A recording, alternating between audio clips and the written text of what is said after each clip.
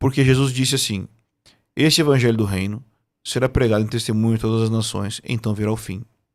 O fim não é o arrebatamento, porque ele continua descrevendo mais coisas depois. Então, qual é a próxima coisa que ele descreve? A abominação da desolação, ou seja, algo acontecendo, talvez com o anticristo, no templo. Então, provavelmente, essa abominação da desolação, ele fala, quando isso acontecer, quem estiver na Judéia, fuja. Então, parece que ali começou um período mais sério. Você acha que no Brasil, sendo a nossa nação como é, uma nação tão libertina por vezes, você acredita que o Islã teria espaço aqui no Brasil?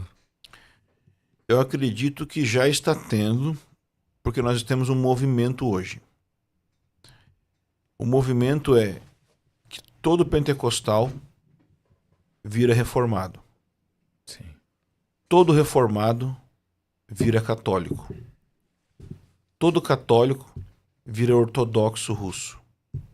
Todo ortodoxo vira islã. Entendi. Ok? É uma tentativa de buscar a coisa mais tradicional, a coisa mais purista. Eu quero uma religião pura, eu quero uma religião... Simples e pura. Então, não, eu não quero mais ser pentecostal, eu vou ser reformado. Mas aí o cara reformado vira católico. Católico vira ortodoxo, ortodoxo vira islã. Porque vai pro limiar do radicalismo. Né? Isso, Ângelo, quando a gente, olhando agora para a escatologia, a gente volta para a escatologia, existe um assunto também que eu quero aprender com você sobre isso. Existe a questão da figueira florescer, então, quando der frutos, então... Algumas pessoas dizem que é quando o nascimento de Israel, então Israel volta a ser nação, e agora então você olha para esse relógio escatológico, você enxerga isso também? Não. A figueira não está dizendo que é Israel. O texto bíblico diz o seguinte: observem a figueira. Quando os seus ramos brotam e as folhas nascem, sabei que o verão está próximo. Da mesma forma, quando virdes todas estas coisas, sabei que ele está próximo, às portas. Então, o que o texto está dizendo? Ele está dizendo assim, observa a figueira. Então, a figueira é um exemplo a ser observado, que quando as folhas brotam, você sabe que mudou a estação. O verão está próximo. Da mesma forma, tem uma parábola, basicamente. Da mesma forma, quando vocês virem estas coisas, que coisas? Os sinais todos que ele descreveu em Mateus 24. Quando vocês virem estas coisas acontecendo, saibam que está próxima, a vinda dele está próxima, está às portas. Então, a figueira é simplesmente uma parábola para dizer que assim como a figueira ela sinaliza mudança de estação, da mesma forma, os sinais da volta de Jesus manifestam a mudança de estação que está aproximando o dia da volta de Jesus. A parábola da figueira é isso. É esse o sentido. Não está falando de Israel em nenhum momento. Que Israel possa ser um sinal profético, sim, mas não nesse texto. Entendi. É porque existe muita distorção nesse texto. Já ouvi muita coisa assim. Não nesse texto.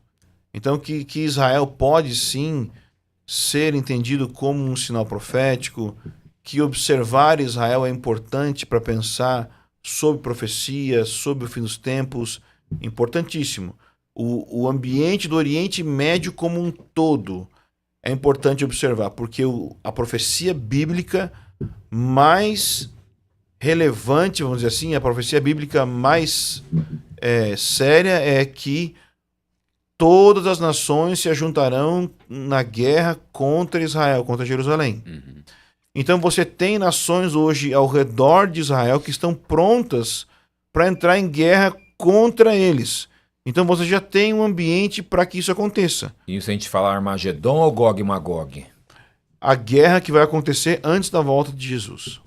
Entendeu? Antes da volta de Jesus, no fim da grande tribulação, vai acontecer uma guerra. liderada pelo anticristo. E ele vai juntar as nações para atacar Israel. Agora, Fala-se muito sobre um acordo de paz que vai ser feito entre Israel e as nações. Você acha que isso pode ser um sinal também, Ângelo? Então, Eu sei que alguns já têm sido feitos já entre Israel e algumas nações. algumas nações árabes, né? os pactos lá de Abraão, né? Isso.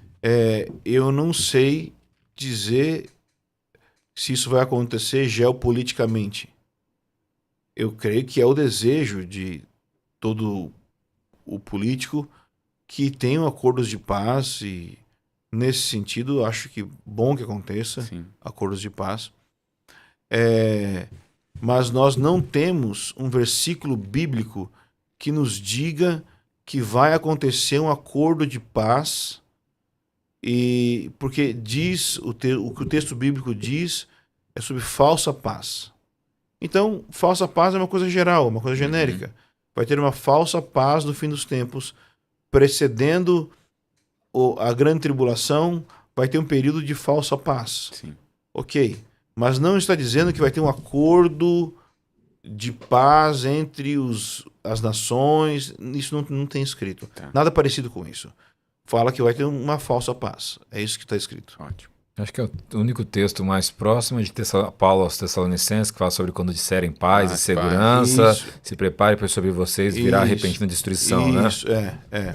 Que é o que a gente tem mais, assim. Mas é muito genérico, né? Difícil você cravar É amplo. Você vai colocar um acordo governamental ali no meio? É difícil, porque é um alerta que Jesus também dá em Mateus 24 sobre o fim dos tempos, a questão dos falsos ensinos, dos falsos Sim. pastores, dos falsos profetas, das mentiras que também iam vir e tentar enganar a gente, né, Ângelo? Então, a primeira frase que sai dos lábios de Jesus no Sermão do Monte das Oliveiras, né, na escatologia de Jesus, é: cuidado para que ninguém vos engane. Exato. Então, engano vai ser o elemento mais forte no fim dos tempos. E Paulo fala sobre aqueles que não amam a verdade, mas têm prazer na injustiça. Deus lhes envia a operação do erro para que creiam na mentira. Então, as pessoas que querem crer na mentira vão se deleitar cada vez mais. Aqueles que se cercam de falsos mestres e que querem mestres segundo os seus próprios desejos para poder, de alguma forma, carimbar seu estilo de vida, essas pessoas vão ter o que elas querem, vão ter a mentira. Mas Jesus falou para os seus discípulos: cuidado para que ninguém vos engane. Então, o engano é o principal sinal do fim dos tempos, e por isso, amar a verdade, ter discernimento de espíritos, é essencial para conseguir se manter de pé. E agora, isso é algo que a gente tem visto acontecer muito no tempo do fim, realmente, as pessoas sendo enganadas, muito engano. Ângelo, como a gente se precaver disso? Porque, vamos lá, Isso é uma forma didática. quando a gente olha para a população brasileira, a nação brasileira é feita de pessoas simples, pouca instrução, que por vezes não sabem nem ler, não têm acesso a uma leitura e por vezes caem nas mãos de falsos. Como fazer? Bom, eu escrevi o livro exatamente da maneira mais simples possível para ajudar nisso, mas a questão toda é amar a verdade. E a verdade é a verdade. Não estou nem falando da verdade da Bíblia. Sim. Verdade. Você amar a verdade. Então você não cooptar com a mentira de forma alguma. Você ser alguém pela verdade. Esse é o ponto, porque você só vai ser enganado se o engano já está dentro de você operando, se você tem o desejo pela mentira, se você tem o desejo de ter falsos mestres que pregam bonitinho, de acordo com sua própria vontade. Sim. Mas se você quer a verdade, você vai ter uma fome que você vai ouvir uma pregação e você não vai se contentar com aquilo, porque você vai perceber que é mentira. Se você quer a verdade, você vai a outro lugar e você ouve uma pregação e você sabe que é verdade, aquilo se conecta com você. Então, amor pela verdade, mesmo que custe a minha vida, mesmo que custe minha reputação, o amor pela verdade é uma das essências que a gente precisa ter para não ser enganado. O falso ele acaba se parecendo muito com o verdadeiro. É que nem um relógio, um Rolex de primeira linha. Você olha no pulso do cara e fala, cara, é verdadeiro. Não é? E a questão é, para eu conhecer um relógio falso, eu não tenho que fazer um estudo de todos os relógios falsos que existem. Sim. Exatamente. Eu tenho que ter um estudo profundo do relógio verdadeiro. Eu tenho que conhecer tanto o verdadeiro que fica claro qual é o falso.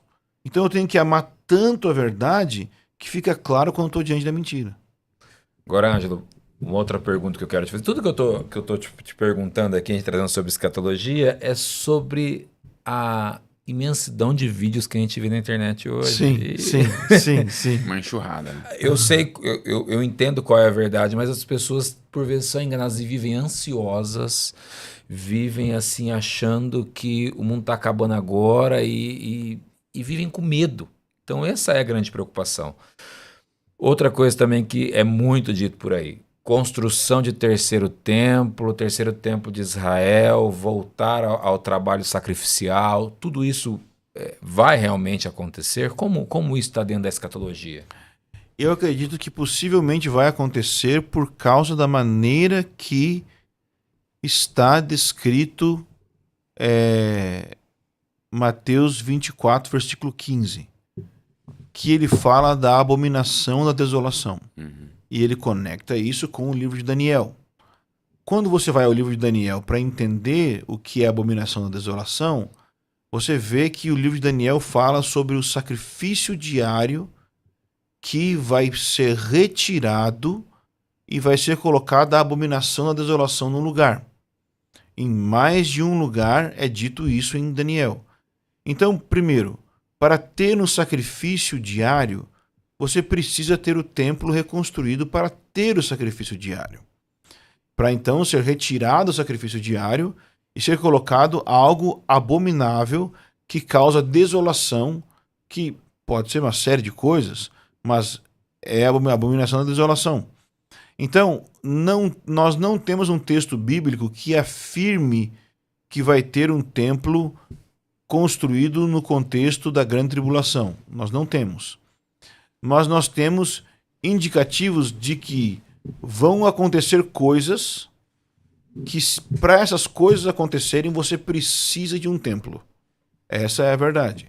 Se você vai ter o sacrifício diário, então você precisa ter o templo. Entendi. Essa é a realidade.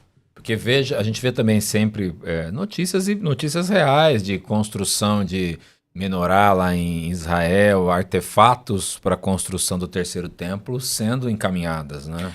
O Instituto do Templo está pronto para estabelecer um templo. Só precisa de autorização. Que aí É a parte difícil.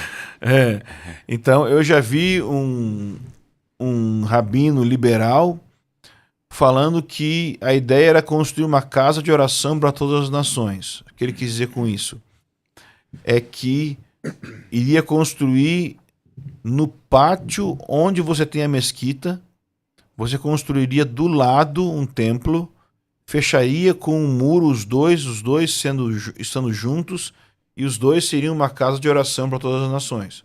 Isso seria uma grande abominação. Sim. Mas é uma ideia. Entendi. Agora, quando a gente olha também para os fins dos tempos, a questão de tribulação, Ângelo.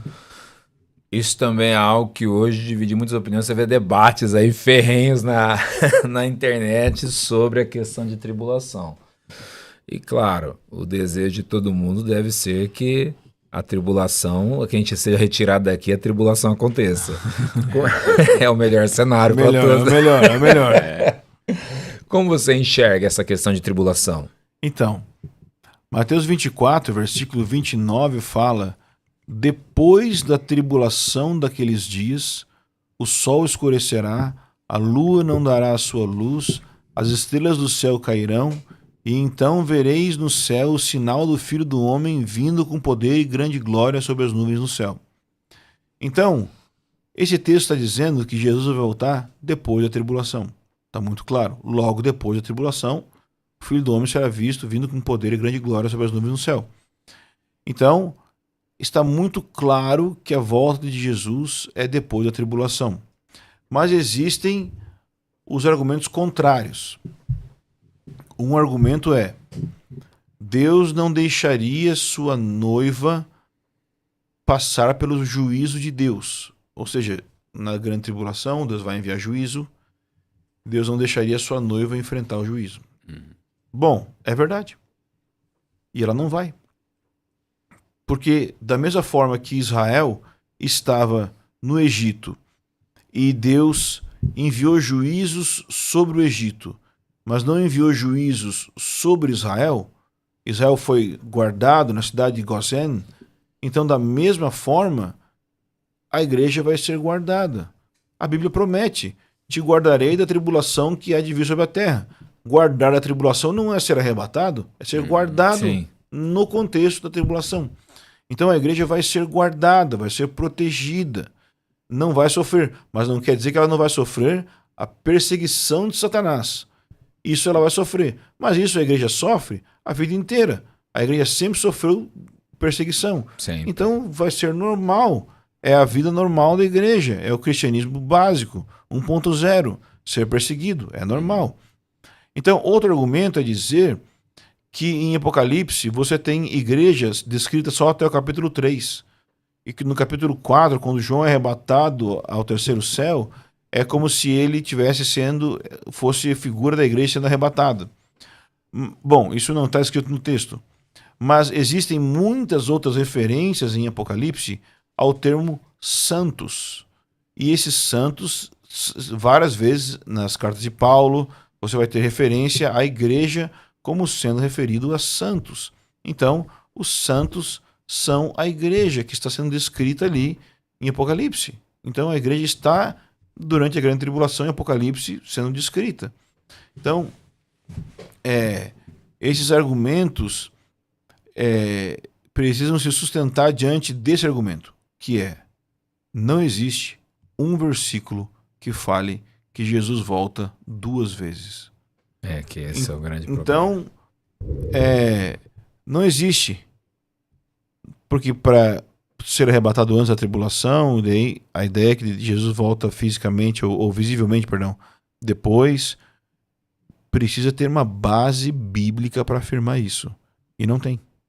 Alguns colocam até uma trombeta a mais sobre a questão do Tessalonicenses, que o apóstolo Paulo também escreve ali. Então justificam isso, dizendo que Jesus vem a meio céu, leva a igreja, faz o rapto, né, o harpazo, né, leva a galera embora e depois volta com todo mundo. Em Tessalonicenses fala que nós seremos arrebatados ao encontro do Senhor nos ares. Essa palavra encontro, ela significa dar as boas-vindas. Então, assim como acontecia, por exemplo, num casamento, que o noivo chegava até uma parte do vilarejo e depois todas as pessoas da festa iam dar as boas-vindas e entravam com o noivo, ou quando um líder militar, um rei, voltava da guerra e ele estava fora da cidade, e aí o povo saía da cidade, encontrava o rei, dava as boas-vindas e entrava para como se fosse assim, o povo foi à guerra junto, então eles voltavam com o rei. Esse é o termo que é dito para encontro ali, encontrar o Senhor nos ares. Então o que vai acontecer é que nós vamos encontrar o Senhor nos ares e vamos descer com ele. Agora, Ângelo, essa questão inclusive da tribulação, do período de tribulação, que também é algo que é muito discutido. Existe um período realmente de 7 anos?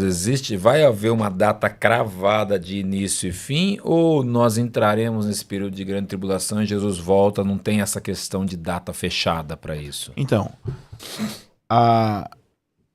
o período da grande tribulação são de 3 anos e meio. Você tem várias referências a isso como sendo 42 meses, um tempo, 2 tempos, metade de um tempo. Você tem várias referências, 1260 dias.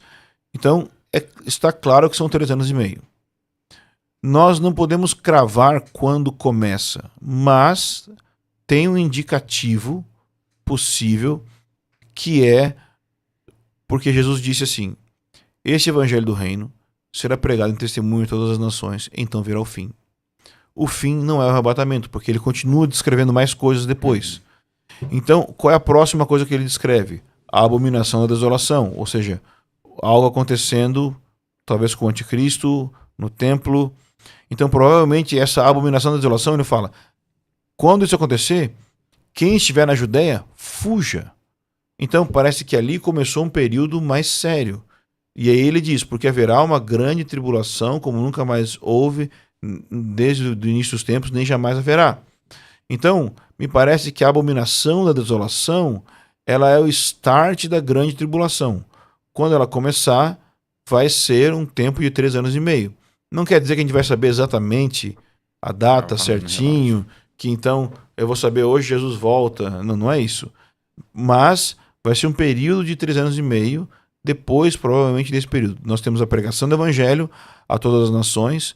Depois nós temos esse período aí no templo, esse período de sacrifício diário sendo tirado, e então sim começa essa grande tribulação de 3 anos e meio.